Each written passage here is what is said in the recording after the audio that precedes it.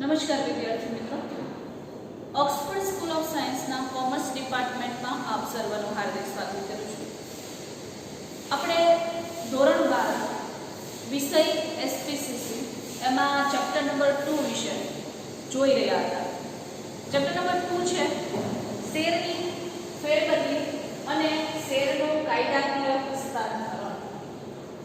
તો આની અંદર આપણે જોઈ ગયા છીએ અગાઉ કે કયા એવા સ્વરૂપો હતા કે જેમાંથી ક્યાંક ને ક્યાંક જોઈન્ટ સ્ટોક કંપનીનું નિર્માણ થાય, ક્યાંક ને ક્યાંક એકાંકી પેઢીઓ હતી પહેલાના જમાનામાં, હાલમાં પણ જોવા મળે છે। ત્યારબાદ એની અમુક મર્યાદાઓને કારણે ભાગીદારી પેઢીની શરૂઆત થાય છે। ભાગીદારી પેઢીઓની શરૂઆત થયા પછી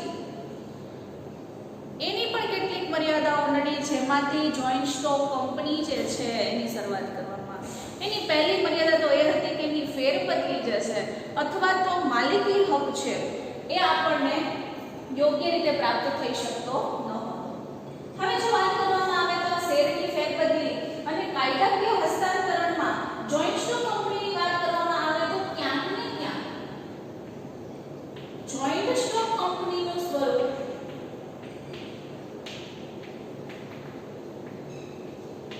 આ માટે અસ્તિત્વમાં આવેલું છે કે જેમાં માલિકીની ફેરબદલી સરળતાથી થઈ શકે, જેમાં માલિકીની હકો જે છે એની પણ ફેરબદલી સરળતાથી થઈ શકે।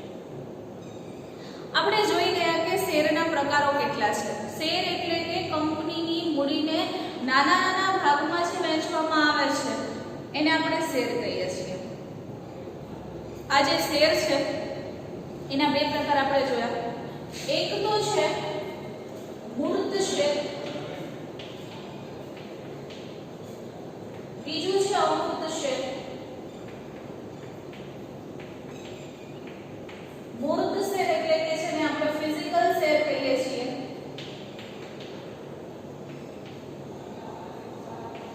Physical share. અમૂર્ત શેર એટલે કે જેને આપણે ડીમેટ શેર કહીએ છીએ।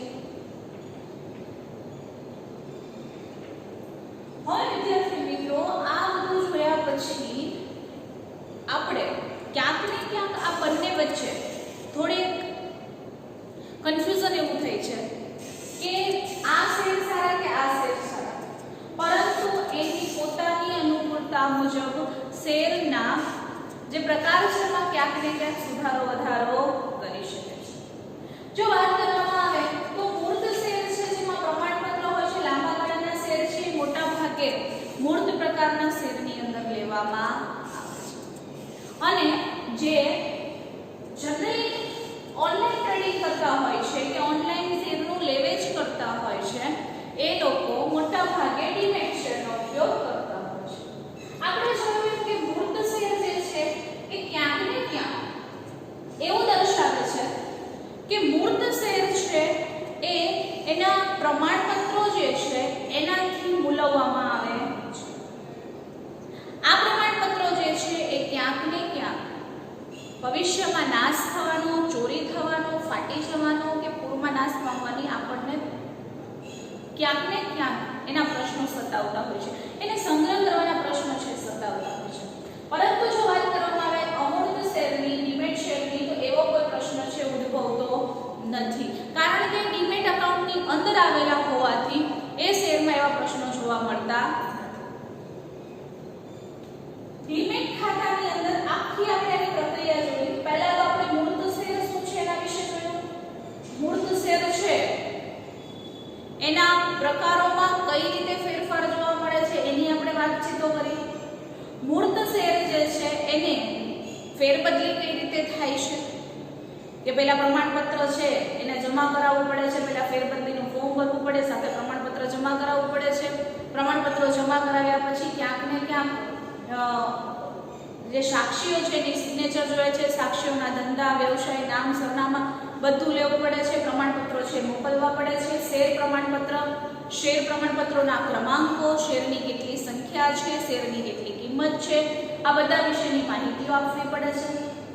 ત્યારબાદ જો જોવામાં આવે તો શેરની જ્યારે વાત કરવામાં આવે છે ત્યારે ક્યાંક ને ક્યાંક પ્રમાણપત્ર આપ્યા પછી સેક્રેટરી છે એને પહોંચ આપે છે, સ્ટેમ્પ ફી છે ભરવી પડે છે, બજાર કિંમતથી સ્ટેમ્પ ફીની કિંમત ઓછી ન હોવી જોઈએ, બજાર કિંમતે સ્ટેમ્પ ફી ભરવાની છે. જો સ્ટેમ્પ ફી કરતા ઓછી કિંમતે બજાર કિંમત જે છે એનાથી ઓછી કિંમતે સ્ટેમ્પ ફી ભરી હોય તો શેરફેર બદલી છે નામંજૂર થઈ શકે છે. ત્યારબાદ જો વાત કરવામાં આવે તો શેરફેર બદલી જે છે એમાં સ્ટેમ્પ ફી ભર્યા પછી એની પહોંચ છે સેક્રેટરી દ્વારા આપવામાં આવે છે. સ્ટેમ્પ ફી આપ્યા પછી ક્યાંક ને ક્યાંક જે શેરફેર બદલી ની જે પ્રક્રિયા છે એની શરૂઆત જે છે એનાથી થાય છે. સંચાલક મંડળ છે એના સમક્ષ શેરફેર બદલીનો ઠરાવ પસાર કરવામાં આવે છે. શેરફેર બદલીનો ઠરાવ પસાર થાય, સંચાલક મંડળ છે એ મંજૂરી આપે એટલે તરત જ સભ્યપત્રકની અંદર ફેરબદલી પત્રકમાં પહેલા નોંધ થાય કે આ શેર જે છે એની ફેરબદલી કરવાની છે. ત્યારબાદ જે સભ્યપત્રક છે એ સભ્યપત્રકમાંથી જૂના સભ્યનું નામ રદ થાય, નવા સભ્યનું નામ છે ઉમેરાય છે. નવા સભ્ય છે એની માલિકી હક લાગે છે, જૂનાનો માલિકી હક છે અહીંયા પૂરો થઈ જાય છે. આ રીતે આખી જે વિધિ છે એ કરવામાં આવે છે. આ વિધિ કર્યા પછી ક્યાંક ને ક્યાંક આ જે શેરફેર બદલી છે એ શેરફેર બદલી પત્રક બની ગયા પછી એને નોટિસ આપવામાં આવે છે. નોટિસ આપ્યા પછી નવા શેરધારકને નવું પ્રમાણપત્ર જે છે ઇસ્યુ કરવામાં આવે છે અને અહીંયા આખી પ્રક્રિયા પૂરી થાય છે. જે પ્રક્રિયા શેરફેર બદલીની છે એ જ પ્રક્રિયા સેક્રેટરીની છે. છેલ્લે એક નવો મુદ્દો ઉમેરવાનો નિયમન પત્રની જોગવાઈ. એ તમે પહેલા ઉમેરો તો પણ ચાલે અને પછી ઉમેરો તો પણ. એટલે કે આપણે અહીંયા વાત થઈ ગઈ મૂર્ત શેરની. હવે આપણે જોવાનું છે અમૂર્ત શેર વિશેની, કારણ કે આપણે ગયા લેક્ચરમાં ભણી ગયા છીએ છતાં ફરી એક વખત આનું રિવિઝન જરૂરી બને છે. જો અમૂર્ત શેરની વાત કરવામાં આવે તો ડીમેટ શેર છે, ડીમેટ એકાઉન્ટની અંદર ખોલવામાં આવે છે. એ કોઈ પણ બેંકમાં જઈને નથી ખોલાવી શકતા, પણ શેડ્યુલ્ડ બેંક હોય છે તેની અંદર જ આ ખાતા ખુલે છે, જેને ડિપોઝિટરી પાર્ટિસિપન્ટ કહેવામાં આવે છે. એનએસડીએલ અને સીડીએસએલ વિશે આપણે જોઈ ગયા છીએ કે આ બે માન્ય ડિપોઝિટરી પાર્ટિસિપન્ટ્સ જેને આપણે કહી શકીએ છીએ, એની પાસે આ ડીમેટ એકાઉન્ટ છે ખોલાવવાનું હોય છે. ડીમેટ એકાઉન્ટ છે એ ખોલાવ્યા પછી માન્ય શેર બજારની જે કંપનીઓ છે એની સાથે તમારે એના શેર છે એ તમારા ખાતામાં જમા થાય ને તમારે એના ખાતામાં રૂપિયા જમા કરવાના છે. એટલે ટૂંકમાં એનએસડીએલ હોય કે સીડીએસએલ હોય એ મધ્યસ્થીનું કામ કરે છે. વચ્ચે શેર બ્રોકરો હોય છે, શેર એજન્ટ હોય છે, દલાલો હોય છે, મધ્યસ્થીઓ હોય છે, એજન્ટ્સ હોય છે.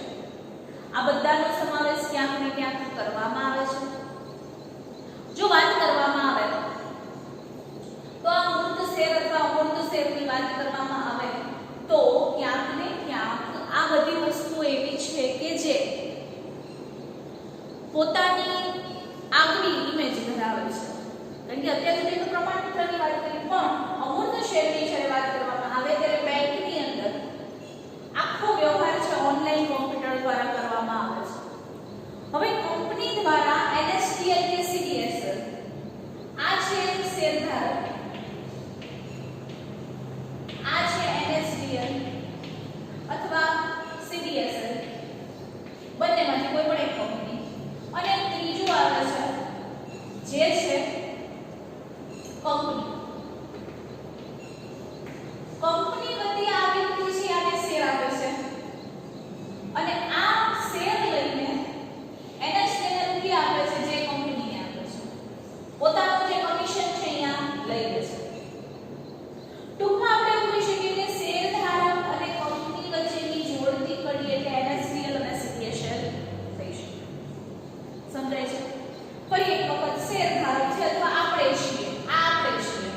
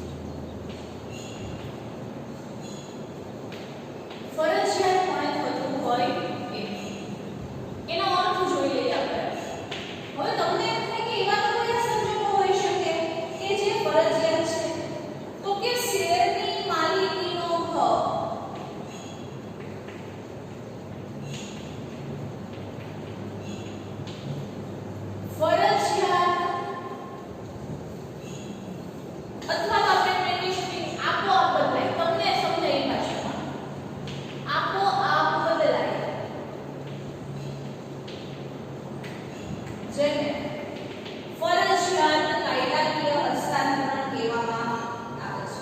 હવે શેરની માલિકીનો હક આપોઆપ બદલાઈ જાય છે. એવા તો કયા સંજોગો છે કે જેમાં શેરનું ફરજિયાત અથવા તો કાયદાકીય હસ્તાંતરણ થાય અથવા તો આપોઆપ હસ્તાંતરણ થાય? હસ્તાંતરણ થવું એટલે કે એક જગ્યાએથી બીજી જગ્યાએ જવું. શેરનું હસ્તાંતરણ એટલે કે શેર આજે મારી પાસે છે, એ બીજા પાસે જાય, એની પાસેથી કોઈ ત્રીજા વ્યક્તિ પાસે જાય, એને આપણે હસ્તાંતરણ કહીએ છીએ. એટલે વિદ્યાર્થી મિત્રો, આપણે એક જ અર્થ યાદ રાખવાનો છે કે શેરની માલિકીનો હક આપોઆપ બદલાય છે, જેને આપણે શેરનું ફરજિયાત હસ્તાંતરણ કહીએ છીએ અથવા કાયદાકીય હસ્તાંતરણ કહીએ છીએ. હવે એના સંજોગોની વાત કરવામાં આવે તો એના સંજોગો કયા સંજોગોમાં આપોઆપ? તો કે એક તો અવસાન થાય. પહેલું તો અવસાન થાય. જો શેરધારક મૃત્યુ પામે તો એની જગ્યાએ એના વારસદારના નામે એને વસિયતનામું કર્યું હોય, વિલ જેને આપણે કહીએ છીએ, જો એણે વસિયતનામું કર્યું હોય તો ક્યાંક ને ક્યાંક એના જે શેર છે એના જે કાયદેસરનો વારસદાર છે એના નામે ટ્રાન્સફર થઈ જાય છે. બીજું, નાદાર જાહેર થાય. નાદાર જાહેર થાય એ વખતે અદાલત દ્વારા એટલે કે કોર્ટ દ્વારા એક વહીવટદાર નિમવામાં આવે છે. વહીવટદાર એટલે કે રિસીવર જેને આપણે કહીએ છીએ, અથવા રિસીવર, એના વતી બધો વહીવટ કરતો હોય એ વ્યક્તિ. તો કે જ્યારે નાદાર જાહેર થાય તો એ વહીવટદાર અથવા રિસીવરના નામે, અવસાન થાય તો વારસદારના નામે, નોમિની જેને આપણે કહીએ છીએ એ નોમિનીના નામે જાય છે. જ્યારે નાદાર જાહેર થાય તો વહીવટદાર અથવા તો જે રિસીવર છે એના નામે રૂપિયા જે શેર છે જમા થાય છે, અથવા તો અસ્થિર મગજનો જાહેર થાય ત્યારે. અસ્થિર મગજનો જ્યારે જાહેર થાય કોઈ પણ શેરધારક તો એનો એક વાલી નિમાય છે, તો એ વાલીના નામે શેર છે ટ્રાન્સફર કરવામાં આવે છે. એક વખત જોઈ લેજો ફરીથી કેવા સંજોગોમાં અને કોને માલિકી હક જે છે અથવા શેરનો માલિકી હક છે આપોઆપ હસ્તાંતરણ થાય છે.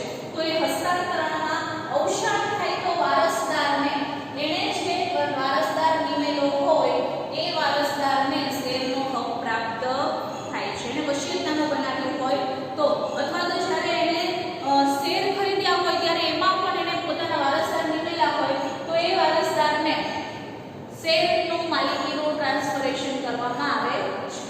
ત્યારબાદ જો કોઈ પણ શેરધારક છે એ નાદાર જાહેર થાય તો એના વહીવટદારના નામે અથવા રિસીવરના નામે શેર ટ્રાન્સફર કરવામાં આવે છે. ત્યારબાદ વાત કરીએ તો જો એ વ્યક્તિ અસ્થિર મગજનો જાહેર થાય તો એના વાલી વારસદાર જે છે એના નામે શેર છે ટ્રાન્સફર કરવામાં આવે છે. તો આ હતા આપણા સંજોગો અને આ છે શેરનું કાયદાકીય અથવા તો ફરજિયાત હસ્તાંતરણ. વિદ્યાર્થી મિત્રો, બહુ સહેલું છે અને પરીક્ષામાં પૂછાય એવા પ્રશ્નો છે કે શેરની માલિકીનો હક આપોઆપ બદલાય છે ને આપણે શેરનું કાયદાકીય હસ્તાંતરણ અથવા તો ફરજિયાત હસ્તાંતરણ કહીએ છીએ. સાથે જ એવા સંજોગો આવે કે જેમાં જે આ વ્યક્તિ છે શેરધારક છે એનું અવસાન થાય તો એના વારસદારના નામે શેર જે છે ટ્રાન્સફર કરવામાં આવે છે. ત્યારબાદ જો જોવામાં આવે તો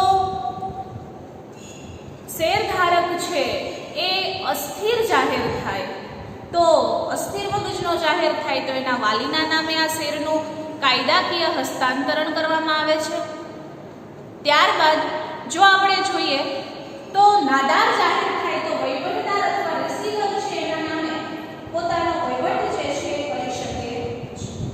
હવે આપણે જોવાનું છે કે હસ્તાંતરણના, આ તો માત્ર સામાન્ય સંજોગો હતા, પરંતુ હસ્તાંતરણ જે છે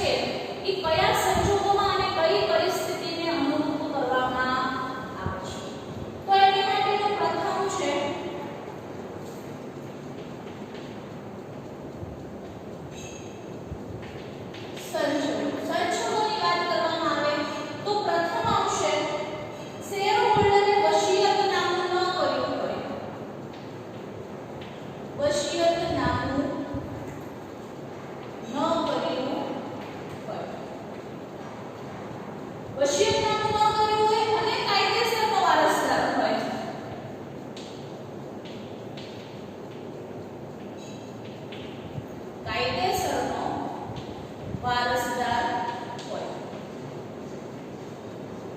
જે તે વ્યક્તિ છે એને વસિયતનામું નથી કર્યું, વસિયતનામું ન કર્યું હોય અને કાયદેસરનો વારસદાર હોય તો એ સંજોગોમાં શું કરવામાં આવે છે તો કે એ સંજોગોમાં એનો વારસદાર જે છે એને શેરની ફેરબદલી જે છે એના નામે કરી દેવામાં આવે છે. ત્યારબાદ અવસાન થાય એટલે એના વારસાના પ્રમાણપત્રને આધારે જે તે વ્યક્તિને એનો વારસદાર છે નીમવામાં આવે છે. ઘણી વખત એવું થાય છે કે કોઈ પણ વ્યક્તિ અચાનક જ એનું મૃત્યુ થાય, કોઈ અકસ્માતમાં કે કોઈ કારણોસર, એટલે એને ખ્યાલ નથી કે મારે વસિયતનામું કરવું કે એના વિશે એને કોઈ જાણકારી હોતી નથી.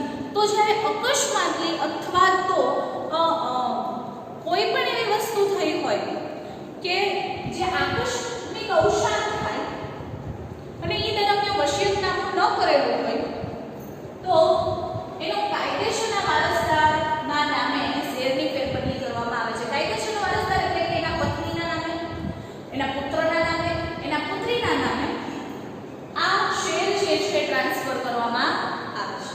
હવે બીજો એવો સંજોગ છે કે શેર હોલ્ડરે વસિયતનામું ન કર્યું હોય ને વારસદાર ન હોય. વસિયતનામું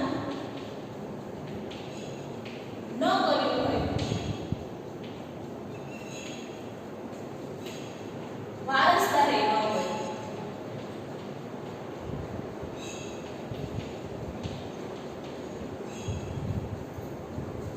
હવે શું કરવાનું? એને વસિયતનામું નથી કર્યું અને વારસદાર નથી તો શું કરવાનું? એને કોઈ પુત્ર કે પુત્રી નથી અથવા તો એને આગળ પાછળ કોઈ જ વ્યક્તિ નથી અથવા એને વારસદાર જ નથી.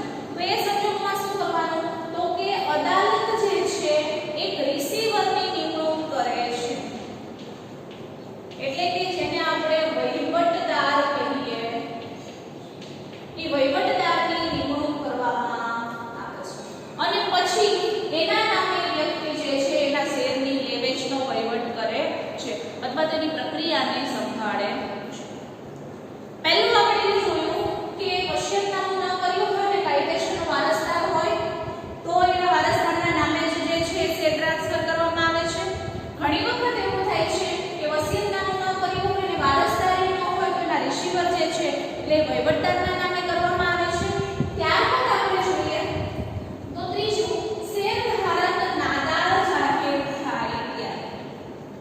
નાદાર જાહેર થાય. આપણે અગાઉ જોઈ ગયા કે જો શેર ધારક નાદાર જાહેર થાય તો એ સંજોગોની અંદર રિસીવરના નામે ફેરબદલી કરવામાં આવે છે અને અદાલતનો નિમણૂક પત્ર જે છે રિસીવરને રજૂ કરવું પડે છે.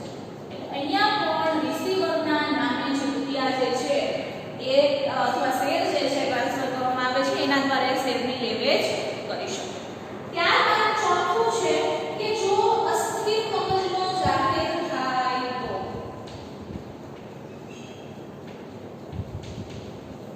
અસ્થિર મગજનો જાહેર થાય ત્યારે. જો એ અસ્થિર મગજનો જાહેર થાય તો એના વાલી કે ટ્રસ્ટીનો નિમણૂક કરવી પડે છે અને એના દ્વારા અદાલતના નિમણૂક પત્ર દ્વારા વાલી કે ટ્રસ્ટીની નિમણૂક થાય છે અને જે તે શેરધારક વતી એ પોતે એનો વહીવટ કરે છે. એટલે ટૂંકમાં આપણે એક જ વસ્તુ ધ્યાન રાખવાની છે કે આ ચાર સંજોગો છે કે જેમાં શેરનું કાયદાકીય હસ્તાંતરણ થઈ શકે છે. પાંચમું છે કે એકલ વ્યક્તિની કંપનીમાં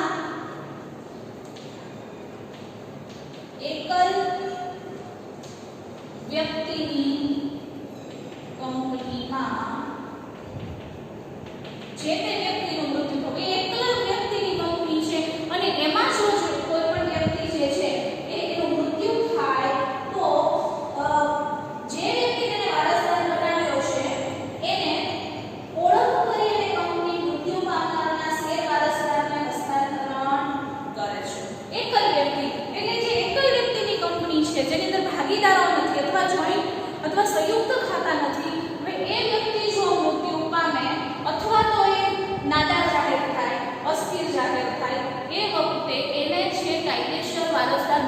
કર્યા છે એના નામે શેરનું હસ્તાંતરણ કરવાનું, એને ડિવિડન્ડના લાભ પણ મળે.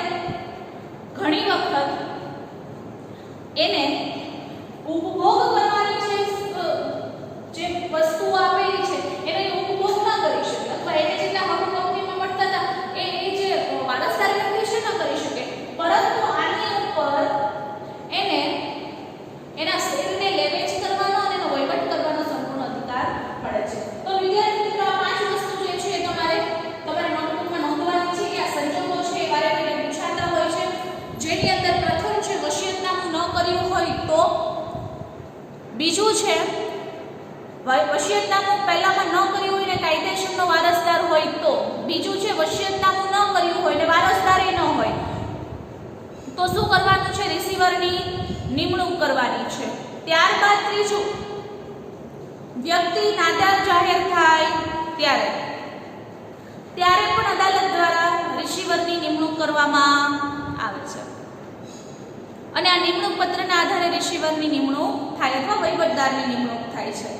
નંબર 4 છે અસ્થિર મગજનો જાહેર થાય જો શેરધારક, તો કોર્ટની મંજૂરી લઈ, એના નિમણૂક પત્રની મંજૂરી લઈ અને વાલી કે ટ્રસ્ટી જે છે એની નિમણૂક કરવામાં આવે છે, જે વહીવટદારના નામને આધારે એ પોતે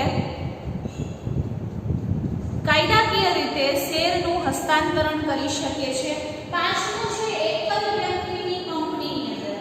એકલ વ્યક્તિની કંપનીની અંદર એનું મૃત્યુ થતા વ્યક્તિ જે છે વારસદાર બનાવ્યો હોય ઓળખ કરીને મૃત્યુ પામનાર જે છે એના શેર વારસદારને હસ્તાંતરણ કરવામાં આવે છે. શેર ઉપર મળવાપાત્ર ડિવિડન્ડ કે અન્ય લાભ કાયદેસરનો પ્રતિનિધિ હોય એને મળે છે અને સભામાં ભાગ લઈ શકતો નથી. શેરધારકને મળતા હક જે છે એનો ઉપયોગ કરી શકતો નથી. હવે આપણે જોવાનું છે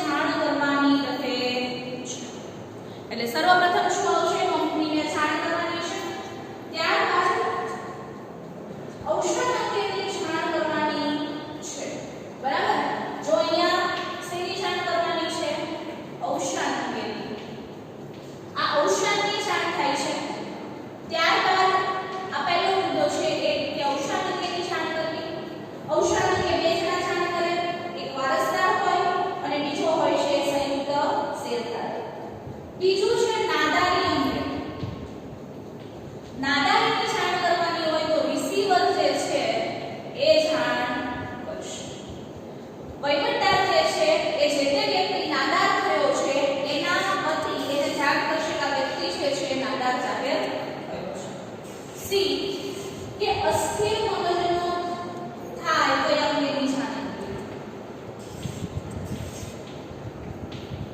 અસ્થિર મગજની જાણ કરવાની છે.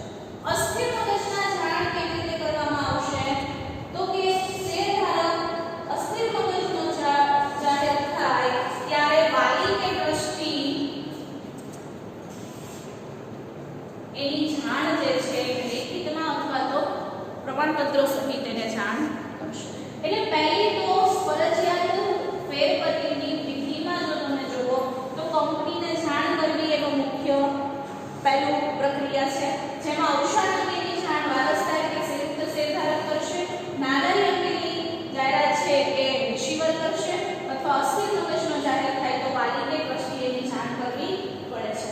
ત્યારબાદ આપણે જોઈએ તો કે માલિકી હકની ખરાઈ કરવી. બીજો મુદ્દો છે માલિકી હકની ખરાઈ કરવી. માલિકી હકની જો ખરાઈની વાત કરવામાં આવે તો વિદ્યાર્થી મિત્રો માલિકી હક જે છે ખરેખર એ માલિક છે કે નહીં, ખરેખર એ વ્યક્તિ જે છે એને યોગ્ય છે કે નહીં એની જાણ જે છે એ કરવામાં આવે છે. ત્યારબાદ જો આપણે જોઈએ તો માલિકી હકની ખરાઈ થયા પછી એના જે સેક્રેટરી છે એને તમારે જાણ કરવી પડે છે. અદાલતે હુકમનામે આપેલું એની સાથે અધિકાર પત્ર જે છે એ આપ્યું એની ચકાસણી કરવી જોઈએ. ત્યારબાદ જો વાત કરવામાં આવે તો માલિકી હક જે છે એની સર્વપ્રથમ ખરાઈ કરવામાં આવે છે. ત્યારબાદ માલિકી હકની ખરાઈ થાય એટલે સીધું કંપની દ્વારા નોટિસ જે છે એ પાઠવવામાં આવે છે. કંપની દ્વારા નોટિસ મોકલી અને જેવી ખરાઈ થાય એટલે કે જેની નિમણૂક કરવાની છે અથવા જે વહીવટદાર છે એના નામે હસ્તાંતરણ કરવા માટેની નોટિસ જે છે એ પાઠવવામાં આવે છે. હવે આ નોટિસ જાહેર થઈ જાય પછી સંચાલક મંડળનો ઠરાવ પસાર થાય. તમને આ શબ્દ તો હવે આવડી જ ગયો છે તો પાકું થયું. કોઈ પણ પ્રક્રિયા થાય એમાં ઠરાવ શબ્દ આવે એટલે સંચાલક મંડળનો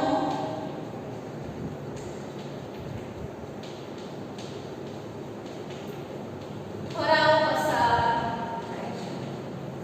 જે તે વ્યક્તિના અવસાન પછી એની નાદારી પછી અથવા તો જે તે વ્યક્તિ અસ્થિર મગજનો જાહેર થાય પછી સર્વપ્રથમ સંચાલક મંડળનો ઠરાવ પસાર કરવામાં આવે. આ ઠરાવ જે છે એ સર્વાનુમતે પસાર થયા પછી પાંચમી વિધિ છે એ છે કે નવું પ્રમાણપત્ર આપી અને સભ્યપત્રકમાં નોંધ કરવી. કારણ કે એના નામે નવું પ્રમાણપત્ર આવ્યા સિવાય એ વ્યક્તિ જે છે એ વારસદાર છે એવું સાબિત થતું નથી. એટલે કે નવું પ્રમાણપત્ર આપવાનું અને સભ્યપત્રકમાં નોંધ કરવાની. સભ્યપત્રકમાં શું કરવાનું છે? નોંધ કરવાની છે. એટલે નવું પ્રમાણપત્ર આપવાનું છે અને સભ્યપત્રકમાં નોંધ થાય એટલે આ પ્રક્રિયા પૂર્ણ થાય છે. આપણે જોઈ ગયા વિદ્યાર્થી મિત્રો કે આજે આપણે ખાલી કાયદાકીય હસ્તાંતરણ એક જ ટોપિક એવો છે લીધેલો છે. હવે હસ્તાંતરણની વાત કરવામાં આવે તો જેમાં માલિકી હક આપોઆપ બદલાઈ જતો હોય એને આપણે ફરજિયાત ફેરબદલી કહીએ છીએ અથવા કાયદાકીય હસ્તાંતરણ કહીએ છીએ. આ હસ્તાંતરણના ત્રણ સંજોગો આપણે જોયા કે એનું અવસાન થાય, શેરધારક છે એ ક્યારેક નાદાર જાહેર થાય, શેરધારક છે એ અસ્થિર મગજનો જાહેર થાય. તો આવા સંજોગોની અંદર એના શેર જે છે બીજાના નામે આપોઆપ જતા રહેતા હોય છે. એમાં પહેલું આપણે એવું જોયું કે અવસાન પામે અને એને વસિયતનામું કર્યું હોય ત્યારે જો એને વસિયતનામું કર્યું હોય તો જે વારસદાર છે એના નામે જાહેર થઈ જાય. પરંતુ એવું થાય કે એને અવસાન થાય આકસ્મિક અને એને કોઈ પણ પ્રકારના વારસદારને ન નિમ્યા હોય તો અદાલત દ્વારા એના એક રિસીવરની નિમણૂક કરવામાં આવે છે. જો શેરધારક છે એ નાદાર જાહેર થાય તો કોર્ટ દ્વારા એનું નિમણૂક પત્ર કરી અને એના આધારે રિસીવર અથવા વહીવટદારની નિમણૂક કરવામાં આવે છે.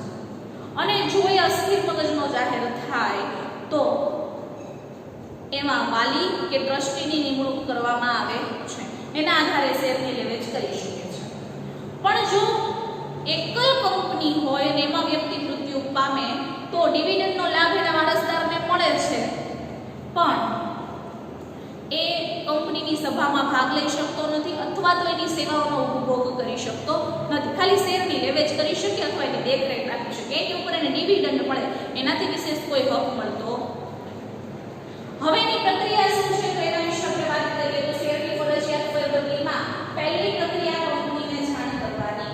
હવે કંપનીને જાણ કરવી તો કે શેની જાણ કરવી, ત્રણેય અલગ આપણે એના સંજોગો જોયા. જો અવસાનનો સંજોગ હોય તો એનો વારસદાર છે કાયદેસરનો એ જાણ કરે છે, પ્રમાણપત્ર સાથે જાણ કરે છે, અથવા તો જો સંયુક્ત શેરધારક હોય તો એક શેરધારકનું મૃત્યુ થવાથી અન્ય શેરધારકો જે છે પ્રમાણપત્રોની ખરાઈ સાથે એને જાણકારી આપે છે. જો એ નાદારી જાહેર કરવી હોય તો એના નામનો વહીવટદાર અથવા રિસીવર છે એ કંપનીને જાણ કરે છે, અને જો અસ્થિર મદદનો જાહેર થાય તો વાલી કે ટ્રસ્ટી છે એને જાણ કરે છે. હવે બીજું સંજોગો છે તો કે આ પ્રક્રિયાથી જે કંપનીની જાણ થાય તરત માલિકી હક, અહીંયા જે પ્રમાણપત્ર આપ્યા છે એ પ્રમાણપત્રોના હકની ખરાઈ થાય. કોર્ટ દ્વારા એનો જે હુકમ આપેલા છે એ હુકમની ખરાઈ કરવામાં આવે છે. એ થઈ જાય એટલે કંપની દ્વારા નોટિસ પાઠવવામાં આવે છે. નોટિસ પાઠવાઈ જાય પછી સંચાલક મંડળનો ઠરાવ છે એ પસાર થાય છે. સંચાલક મંડળના ઠરાવ પસાર થયા પછી સર્વાનુમતે આ જે સંચાલક મંડળનો ઠરાવ છે પસાર થયા પછી ક્યાંક ને ક્યાંક નવું પ્રમાણપત્ર આપવામાં આવે છે અને સભ્યપત્રકમાં એની નોંધ કરવામાં આવે છે. તો વિદ્યાર્થી મિત્રો આ છે આપણી કાયદાકીય હસ્તાંતરણની પ્રક્રિયા જે પરીક્ષાઓમાં સમયાંતરે પૂછાતી હોય છે. તમારે નોટબુકમાં જે હોમવર્ક આપું છું એ ફરજિયાત કરવાનું છે. જ્યારે આપણે આ લોકડાઉન પૂરું થાય અને શાળાકીય સત્ર ચાલુ થશે ત્યારે આ નોટબુક તમારી જે છે એ ચેક કરવામાં આવશે. હવે આજે તમારે હોમવર્કની અંદર આજનું તમારું હોમવર્ક છે. પહેલો પ્રશ્ન શેરનું ફરજિયાત શેરની ફરજિયાત ફેરબદલીનો અર્થ જણાવો.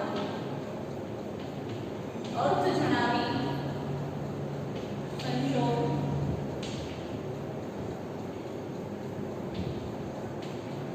સંજોગોની વિગતે ચર્ચા કરો. ત્યારબાદ બીજું છે